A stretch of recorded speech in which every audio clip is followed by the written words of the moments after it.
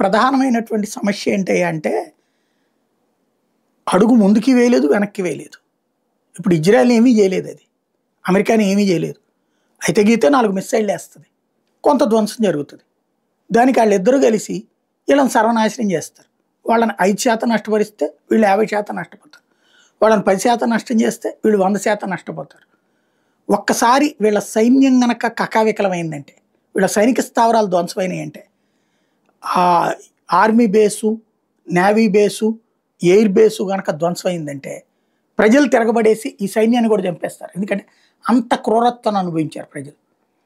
అది తెలుసు వాళ్ళకి కూడా. ఎందుకంటే బహిరంగంగా ఉరులు తీశారు, బహిరంగంగా కొట్టి చంపారు. కాబట్టి అలా కసిగా ఉన్నారు. ఇలాంటి స్థితిలో ఆగి యుద్ధం చేయకుండా కూర్చుంటేనేమో ప్రపంచవ్యాప్తంగా షియా ముస్లింలకి వీరుడిగా కొలవబడేటటువంటి కొమైని చేతకాని వాడిగా మిగిలిపోతాడు. అలాగని ముందుకెళ్తేనేమో వాళ్ళ చేతుల్లో నలిగిపోతారు. ఏంటనేది అర్థంగా తలబట్టుకుంటుంది.